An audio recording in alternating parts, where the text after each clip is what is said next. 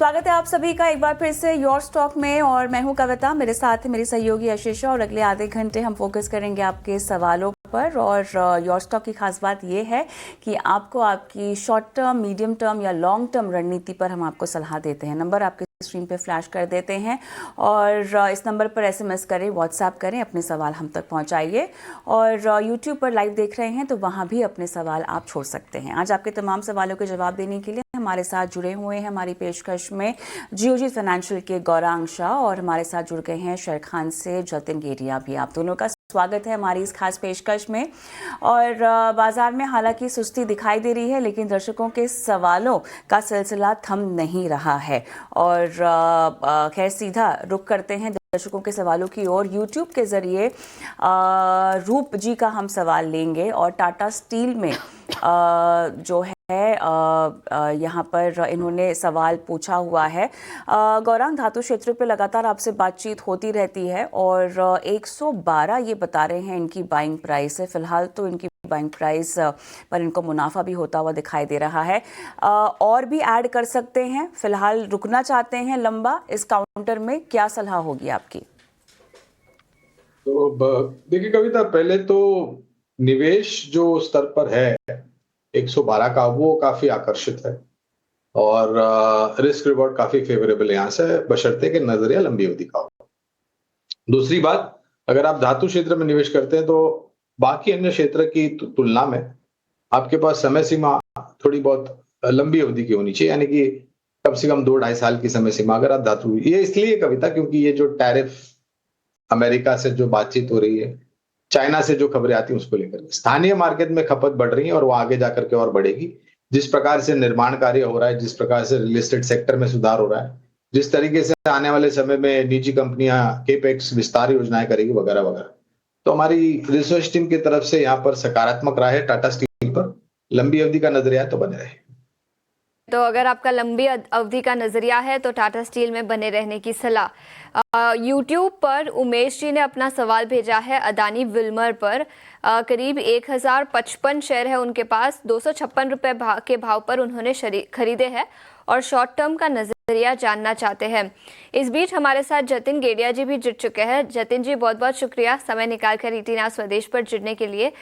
आप बताएं, Adani Wilmer stock पर आपकी क्या राय होगी? देखिए, अडानी विल्मर का अगर जो शॉर्ट टर्म का प्राइस स्ट्रक्चर देखूं तो हमें लगता है कि ये एक रेंज में फंसा हुआ है। ऊपर में रेजिस्टेंस जो है वो अराउंड 275 के आसपास है और नीचे में सपोर्ट जो है वो तकरीबन 248 245 ये रेंज में है। तो हमें लगता है कि थोड़ा रेंज बाउंड कारोबार ही रहेगा उनके पास। जब तक 256 के ऊपर रहता है तो हमें लगता है कि उनको निवेशित रहना चाहिए। लेकिन इसमें इन द मीडियम टर्म हमें एक अपसाइड में ब्रेकआउट देखने को मिल सकता है। जो ब्रेकआउट का लेवल है वो 270 है। तो हमें लगता है कि जब तक ये स्टॉक नीचे में 248 नहीं ब्रेक करता तो निवेशित रहे उसमें। हम एक्सपेक्ट कर रहे हैं कि शॉर्ट टर्म में एक ब्रेकआउट हमें देखने को मिल सकता है। चलिए आगे बढ़ते हैं और जिग्नेश जी का सवाल लेते हैं। क्या अहमदाबाद से हमारे साथ फोन लाइन पर हैं Jignesh ji? Hello madam. Hi, नमस्कार, कैसे हैं सर? नमस्कार, फाइन मैडम।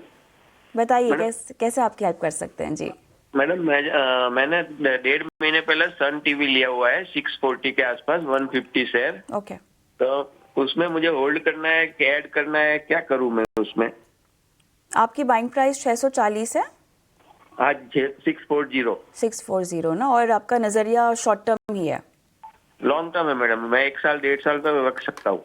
1 साल 1.5 साल तक आप रुक सकते हैं। ठीक है गौरांग, क्या आपकी कवरेज में है? कविता क्षमा चाहेंगे, इस पर कवरेज नहीं है हमारी। चलिए जतिन के पास जाते हैं। जतिन, हालांकि मेरे ख्याल से आप चार्ट्स के मुताबिक बताइएगा, नियर टर्म आउटलुक को लेकर क्या सलाह होगी? हाँ, देखिए, इन द नियर टर्म हमें लगता है कि स्टॉक डेफिनेटली ओवरसोल्ड है डेली चार्ट्स के ऊपर। हमें लगता है कि डाइवर्जेंस भी है, पॉजिटिव डाइवर्जेंस है। तो कहीं न कहीं एक शॉर्ट टर्म में, इमीडिएट शॉर्ट टर्म में एक बाउंस हमें देखने को मिल सकता है तकरीबन 620 से लेके 642 ये रेंज तक एक बाउंस देखने को मिल सकता है। इनफैक्ट करंट स्तरों से हमें लगता है कि कोई अगर जो ऐड करना चाहता है तो एवरेजिंग भी कर सकते हैं इसमें, क्योंकि एक शॉर्ट टर्म में अच्छा खासा बाउंस देखने को मिल सकता है। जो सपोर्ट बन के आ रहा है वो तकरीबन 150 का आ रहा है, तो रिस्क रिवॉर्ड बहुत ही फेवरेबल है करंट स्तरों से ऐड करने को। फ्रेश ऐड भी कर सकते हैं या तो फिर एग्जिस्टिंग जो पोजीशंस है उनको होल्ड करके चलने की सलाह देगी। ऊपर में 620 642 के शॉर्ट टर्म में टारगेट लग रहे हैं। नजरिया सन टीवी पर 620 तक के लेवल्स यहाँ पर नजर आ सकते हैं। लेकिन इस बीच विश्वनाथ सिंह हमारे साथ फोन लाइन पर जुड़ चुके हैं। सर गुड मॉर्निंग, बताएं कौन से स्टॉक पर राय लेना चाहेंगे आप? Good morning ma'am. Good morning, बताइए। जी ma'am, Gaurang sir, Nitin sir, दोनों से मैं सवाल मैं सलाह लेना चाहूंगा। मेरे पास एटर्नल के 310 स्टॉक हैं और वो मेरा बाइंग प्राइस है 293.81। ठीक है, कितने एक और है मैम प्लीज, जिसमें मैं ट्रैप हो चुका हूँ। 6000 शेयर है मेरे पास मिष्टान फूड के, उसका एवरेज प्राइस है, बाइंग प्राइस है 15.13 रुपीज। ठीक है सर, हमारे कवरेज लिस्ट में जो स्टॉक्स है हम वही ले सकते हैं, तो हम एटर्नल पर आपको जरूर राय देंगे। गौरांग सर, सबसे पहले आपसे पूछना चाहूंगी, जोमैटो, क्या राय होगी आपकी इस स्टॉक पर? फंडामेंटल नजरिया क्या होगा? तो देखिए, अगर धन्यवाद सिंह साहब, प्रश्न पूछने के लिए आपको प्रणाम और सुप्रभात हमारी तरफ से। तो अगर लंबी अवधि का नजरिया है तो हमारी रिसर्च टीम की तरफ से बने रहने की राय है। देखिए, कुछ दिक्कतें छोटी मध्यम अवधि में प्रतिस्पर्धा को लेकर के काफी कुछ बातें बाजार में थी, लेकिन निचले स्तर से उभरा है ये स्टॉक। इस कंपनी ने पहले इनकी योजना थी करीबन 2000 डार्क स्टोर्स दिसंबर 2026 तक खोलने के लिए, लेकिन कुछ समय पहले इन्होंने टिप्पणी करी थी कि इस साल के अंत तक शायद ये 2000 डार्क स्टोर्स खोल देंगे। दूसरी तरफ नए शहरों में अपने जो कामकाज है वो शुरू करेंगे, जिससे मार्केट शेयर और क्लाइंट बेस दोनों बढ़ने की संभावना। और डार्क स्टोर अगर अच्छी खासी मात्रा में खुल जाते हैं तो सर्विसेबल जो ज्योग्राफीज है वो भी काफी हद तक सुधर सकती है। तो लंबी अवधि का निवेश है तो बने रहे जोमैटो यानी कि इटर्नल में। रहने की सलाह, लंबी अवधि का अगर आप निवेशक हैं तो बने रहने की सलाह यहाँ पर फंडामेंटल पर आती हुई। जतिन जी, चार्ट पर देखें तो 260 के आसपास स्टॉक अभी कारोबार करता हुआ, नियर टर्म में क्या स्टॉक में अपमूव दिखेगा? देखिए, हमें लगता है कि ये स्टॉक में परसों के दिन पे एक ब्रेकआउट आया था, लेकिन पिछले 2 दिनों से हमें लगातार इसमें प्रॉफिट बुकिंग देखने को मिल रही है। तो हमें लगता है कि थोड़ी वीकनेस आ सकती है स्टॉक में। 253 250 तक का एक डाउन मूव हमें देखने को मिल सकता है। लेकिन ओवरऑल जो मीडियम टर्म स्ट्रक्चर है वो अभी भी पॉजिटिव है, तो उनको मैं सलाह दूंगा कि एक 245 के स्टॉप लॉस के साथ वो निवेशित रहे। हमें लगता है कि in the short to medium term 280 से लेके 285 तक के लेवल भी हमें देखने को मिल सकते हैं। और अगर जो फ्रेश एंट्री करनी है तो तकरीबन 250 के लेवल पे आसपास आए तो वहां पे सपोर्ट है, तो वहां पे फ्रेश एंट्री ले सकते हैं। लेकिन at this point of time निवेशित रहे 245 के स्टॉप लॉस के साथ। राइट, चलिए, गौर देवता जी हमारे साथ फोन लाइन पर हैं भुवनेश्वर से। नमस्कार, कैसे हैं? नमस्कार, जय जगन्नाथ। जय जगन्नाथ। बताइए क्या हाल चाल सर? मैडम, मेरा कुछ स्टॉक है, होल्ड में है। थोड़ा बताया उसका क्या करना पड़ा। सुजलन मेरा 10 रुपए से है। अच्छा, आई डोंट थिंक हमारे कवरेज में नहीं होगा ये। अशोका बिल्डकॉन, हालांकि आपने सवाल भेजा हुआ है, ये हमारी कवरेज में है। एक बार बाइंग प्राइस मुझे अशोका बिल्डकॉन 99 में है। 99 पे है ना? ठीक है। BELB लिया है सर? BELB 161 पे 250 शेयर है, 250 शेयर। ओके, अच्छा, दोनों में ही कितना रुकना होगा? ज्यादा से ज्यादा 5 ईयर रुकना है। 5 से 7 महीना? ईयर्स। अच्छा, लंबा नजरिया है आपका, दोनों ही काउंटर्स। जी। ऑल राइट, ठीक है। गौरांग आपके पास आएंगे बशर्ते आपकी कवरेज में हो। आई थिंक BEL होगा गौरांग आपके पास? BEL बिल्कुल कवरेज में है, हाँ जी। बताइए। तो कविता, इनको भी जय जगन्नाथ हमारे तरफ से।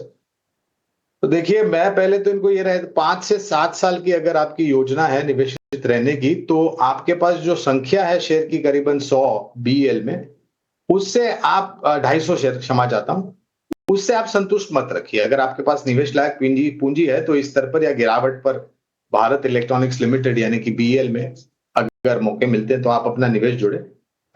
और ये आप हर महीने करिए। अगर आपके पास हर महीने कुछ बचत होती है और वो बचत को अगर आप निवेश करना चाहते हैं तो धीरे धीरे करके बीएल के शेयर में आप जोड़ सकते हैं। 250 से आप अपनी संख्या बढ़ा सकते हैं। बहुत ही सकारात्मक नजरिया 5 से 7 साल का रक्षा क्षेत्र के खास जो शेयर्स हैं उसके लिए कविता। तो हमारी रिसर्च टीम की तरफ से बने रहने की राय, और जैसे मैंने कहा 5 से 7 साल का नजरिया है, तो हर महीने आप प्रयास कीजिए, कुछ बचत कीजिए और फिर बीएल में आप जोड़ते जाएं लंबी अवधि के। अशोका बिल्डकॉन पर गौरांग आपकी कवरेज नहीं होगी ना इस पे? क्षमा चाहता हूं, कवरेज इसमें कवरेज नहीं है कविता। एक व्यू हम ले लेते हैं जतिन से। जतिन, हालांकि लंबा नजरिया है बट आप इनको आउटलुक अगर बताएं बतौर चार्ट्स। देखिए, अगर जो मैं उनकी कंसिडरिंग के उनकी निवेश की अवधि 5 से 7 साल है, तो मैं वीकली चार्ट्स पे स्ट्रक्चर देख रहा हूँ। तो हमें लगता है कि एक ट्रेंड रिवर्सल के संकेत दिख रहे हैं। स्टॉक ने 320 से लेके 160 यानी कि 50% करेक्शन देने के बाद एक फिर से एक higher top higher bottom formation का स्ट्रक्चर वीकली चार्ट्स पे हमें दिखाई दे रहा है। तो ये एक ट्रेंड रिवर्सल के संकेत है। ऊपर में हमें लगता है कि ये स्टॉक इमीडिएट बेसिस पे यानी 1 से 2 महीने में तकरीबन 251 से लेके 255 के रेंज तक एक अपमूव दिखा सकता है। लेकिन अगर जो 5 से 7 साल का नज़रिया है तो डेफिनिटली एक ऑल टाइम हाई भी देखने को मिल सकता है। करंटली हमें लगता है कि 255 तक एक रैली बन सकती है। 55 तक के लेवल्स अशोका बिल्डकॉन इस स्टॉक पर नजर आ सकते हैं। ये राय टेक्निकल पर आती हुई, लेकिन अनिल कुमार मिश्रा जी अब हमारे साथ फोन लाइन पर जुड़ चुके हैं। Anil ji, good morning. बताएं कौन से स्टॉक पर राय लेना चाहेंगे आप आज? Good morning. हमारे पास 2150 शेयर हैं कोल इंडिया के 385 के रेट पे। ठीक है। और 3 से 4 साल तक इसको हम होल्ड कर सकते हैं। 3 से 4 साल तो काफी लंबा नजरिया है आपका। गौरांग सर, आपसे पूछना चाहूंगी, कोल इंडिया 385 उनकी परचेज प्राइस है। फंडामेंटल्स पर कंपनी कैसी नजर आती है आपको? ब्याज दर के आधार पर हमारी टीम की तरफ से बने रहने की राय है। 3 से 4 साल का नजरिया काफी लंबा नजरिया जो कि काफी सकारात्मक माना जाता है। इन्हें नम्र विनती ये होगी हमारे तरफ से कि अगर आपके पास इतना लंबा समय सीमा है तो कृपया करके जो नतीजे आते हैं तिमाही दर तिमाही आकलन करने की कोई आवश्यकता नहीं है, लेकिन छमाही दर छमाही और खास करके जो साल दर साल नतीजे आते हैं उस पर ध्यान रखें और अपने निवेश का अंतराल में थोड़ा बहुत मुआयना करते जाए, राय लेते जाए। कोल इंडिया पर यह नजरिया 385 के आसपास स्टॉक अभी कारोबार करता हुआ। एक छोटे से ब्रेक के लिए रुकेंगे, लेकिन ब्रेक के बाद कई और सवालों को हम शामिल करेंगे शो पर। बने रहिए हमारे साथ। खरीदारी कर रखी है ऑलमोस्ट इनके पास 7000 शेयर बता रहे हैं 10 रुपये के आसपास के भाव पर। शॉर्ट टर्म आउटलुक ही एक बार जान लेते हैं। जतिन, देखिए, आइडिया में हमें लगता है कि यस एक अपमूव 2 हफ्तों के कंसोलिडेशन के बाद एक अपमूव शुरू हुआ है। ये 8 रुपये 30 पैसे से लेकर 9 रुपये तक एक अपमूव जो रैली है वो चल सकती है। लेकिन मैं सलाह दूंगा कि इसमें जब भी अपने कॉस्ट प्राइस के आसपास आए तो उसमें एग्जिट लेने की सलाह रहेगी और दूसरे टेलीकॉम स्टॉक्स में आप एंटर कर सकते हैं। इसमें ये जो रैली आई है उसे एज ए एग्जिट अपॉर्चुनिटी देखें। नजरिया वोडाफोन आइडिया पर आता हुआ, लेकिन एल&टी पर एक सवाल आया है। किसी व्यूअर के पास 100 शेयर है। ठीक है, हमारे साथ कॉलर अब जुड़ चुके हैं जेम्स। James, good morning. बताएं, एल&टी पर आपका सवाल है, कितने दाम पर आपने खरीदे हैं? Madam good morning. Madam good morning. Madam मेरे पास एल&टी शेयर्स है 3630 रुपीज में 100 शेयर्स में बाई किए थे मैडम। ओके, और कितने समय तक? अभी अभी मैं मिनिमम 8 मंथ तक मैं होल्ड कर सकता हूँ। अभी ये रेट में फिर एवरेज कर सकता हूँ मैडम अभी भी। ओके, तो आपके लिए टेक्निकल नजरिया सबसे पहले ले लेंगे। जतिन, क्या राय होगी एलएनटी पर? देखिए, ये स्टॉक 3 हफ्तों से लगातार गिर रहा है और अभी अपने क्रूशियल सपोर्ट के आसपास आ गया है, जहाँ पे 20 वीक का एवरेज जो है वो उसका सपोर्ट है। जो लेवल है वो 3450 का लेवल है। तो yes, definitely current levels support के लेवल्स है और यहाँ पे एवरेज करने की सलाह रहेगी। हमें लगता है कि यहाँ पे एवरेज करने से उनका कॉस्ट प्राइस है वो थोड़ा नीचे आ जाएगा। In the medium term, in the short to medium term, यानी कि 6 से 7 महीनों में हमें लगता है कि ये स्टॉक में एक अपमूव 3660 तक एक अपमूव देखने को मिल सकता है। तो यस, करंट भाव से उनको एवरेज करने की सलाह रहेगी। चलिए, अगला सवाल यूट्यूब के जरिए बीएससी पर होगा और अभय का ये सवाल है। गौरांग, जवाब दे पाएंगे क्या आप? लगभग इन्होंने 100 के भाव पे खरीदारी कर रखी है। 2600, माफ कीजिएगा, या 2600। देखिए, क्षेत्र अच्छा लगता है कविता, भारतीय capital market, Indian stock market, क्योंकि ये कंपनी भारतीय शेयर बाजार से जुड़ी हुई है। एक कंपनी जहां पर हमारी रिसर्च टीम की खरीदारी की राय है इस क्षेत्र में, वो है कैम्प्स। और एक चीज यहाँ पर सीधे सीधे तो टिप्पणी नहीं करूंगा कविता, क्योंकि बीएससी पर खरीदारी की राय, लेकिन एक अनुमान आप लगाते हैं कि भारतीय शेयर बाजार आने वाले 3 साल 5 साल या उससे अधिक समय तक अच्छा करेगा। तो भारतीय शेयर बाजार से जुड़ी हुई जो कंपनियां हैं, फिर वो चाहे उदाहरण के तौर पर बीएससी हो जो कि एक प्लेटफॉर्म प्रोवाइडर है, उदाहरण के तौर पर सर्विस प्रोवाइडर जैसी कंपनी सीडीएसएल या कैम्प्स, या फिर कोई इंटरमीडिएटरीज, ये सभी कंपनियां अच्छी करेगी। और एक टेलविंड ट्रिगर कविता ये भी है कि अनुमानित जो खबरें सुनने में आई हैं सूत्र के आधार पर, एनएससी का आईपीओ शायद इस महीने के अंत तक या अगले महीने तक कुछ अच्छी खबर आने की संभावना लग रही है, और उसके साथ साथ एनएसडीएल का भी आईपीओ आ रहा है। तो ये कुछ सकारात्मक बातें आने वाले भविष्य में जो इस क्षेत्र में लग रहा है कि लंबी अवधि के लिए इन सब कंपनियों में अच्छा काम हो सकता है, नतीजे भी अच्छे आ सकते हैं। नजरिया बीएससी पर लंबी अवधि के लिए नजरिया काफी पॉजिटिव। यूट्यूब पर नील ने सवाल भेजा है बिग बॉय रिलायंस इंडस्ट्रीज पर। उनके पास करीब 550 शेयर है जो उन्होंने 1480 रुपए प्रति शेयर के दाम पर खरीदे थे।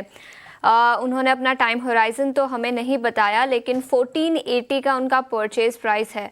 जतिन, टेक्निकल्स पर देखिए तो रिलायंस इंडस्ट्रीज पर क्या नजरिया होगा आपका? तकरीबन 2 हफ्तों का करेक्शन हुआ है स्टॉक में और 1460 रुपया यहाँ पे 40 दिन का एवरेज का सपोर्ट है। हमें लगता है कि ये डिप जो आया है उसे एज अ बाइंग अपॉर्चुनिटी देखें। ओवरऑल स्ट्रक्चर अभी भी पॉजिटिव है। जो सपोर्ट बन के आ रहा है वो 1425 रुपए का है। तो करंट स्तरों से रिस्क रिवॉर्ड फेवरेबल है लॉन्ग करने के लिए, सपोर्ट पे आया है। और इन the medium term, in the short term हमें लगता है कि 1550 तक की एक रैली हमें देखने को मिल सकती है। इसके लिए अगर जो उन्होंने ऑलरेडी निवेश किया हुआ है तो उनको होल्ड करने की सलाह रहेगी। 1425 रुपए का स्टॉप लॉस रखना होगा और ऊपर में 1550 के टारगेट्स रहेंगे। चलिए आगे बढ़ते हैं और गौरांग आपके साथ एनबीएफसी पर बातचीत करना चाहते हैं, जहां पर आज दबाव दिखाई दे रहा है। तमाम काउंटर्स अगर आप देखें, श्रीराम फाइनेंस तो यहां पे टॉप लूजर बनता हुआ फिलहाल 2.5% के आसपास की गिरावट यहां पर दर्ज है।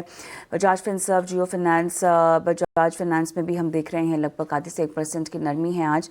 क्या कहेंगे आप इस तरह की नरमी को देखकर? देखिए, पूरा वित्तीय क्षेत्र में अच्छा लगता है, पूरा ब्रह्मांड होता है कविता इसका, सरकारी बैंक, निजी क्षेत्र की बैंक और मजबूत एनबीएफसी।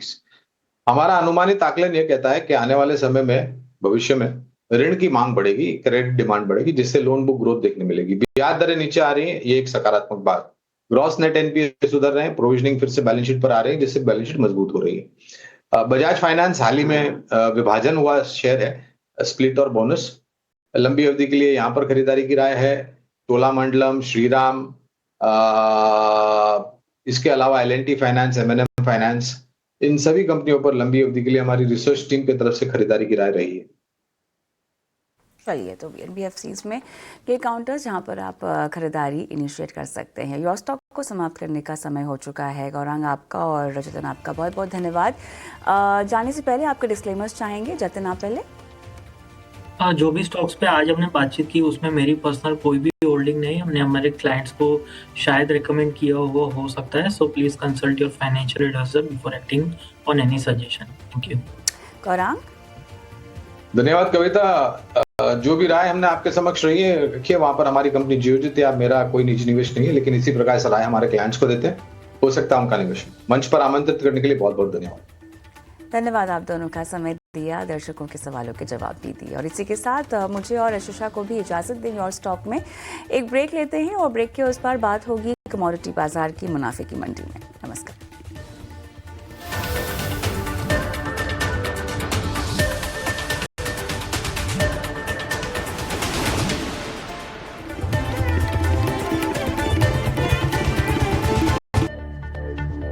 आप देख रहे हैं योर स्टॉक्स। कई सारे दर्शकों ने अपने सवाल भेजे हैं। यूट्यूब पर मिस्टर बी अग्रवाल ने डिक्सन टेक्नोलॉजी पर सवाल भेजा है। हालांकि उन्होंने अपना टाइम होराइजन नहीं बताया, लेकिन अजित जी आपसे पूछना चाहूंगी, डिक्सन टेक्नोलॉजी काफ़ी वॉलेटिलिटी दिखी है हाल फिलहाल में। ब्रोकरेज हाउसेस का नज़रिया भी काफ़ी डिवाइडेड है, लेकिन आपका टेक्निकल नज़रिया देखें तो क्या व्यू होगा डिक्सन टेक पर? देखिए आशीषा, यहाँ पे मुझे काफी ज्यादा स्टेबिलिटी नजर आती है। मींस प्रायर करीब अगर आप 5-6 महीने का पहले ट्रेंड देखें तो बहुत डिसाइसिव ट्रेंड था। अब थोड़ा सा मुझे लगता है कि ग्रेजुअल और एक स्टेबल तरीके से ये स्टॉक ट्रेड कर रहा है। तो ब्रॉडली अगर आप देखेंगे तो 17,000 से लेकर 13,000 का एक बैंड जिसमें ये ट्रेड कर रहा है, और अब ग्रेजुअली आप अपने अपर बैंड के पास जा रहे हैं। तो यहाँ पे जिनके पास शॉर्ट टर्म का नजरिया है उनको बने रहने की रिकमेंडेशन होगी। 15,800 ये इनका स्टॉप लॉस होगा, और 17,000 के पास करीब प्रॉफिट बुकिंग करने की रिकमेंडेशन होगी।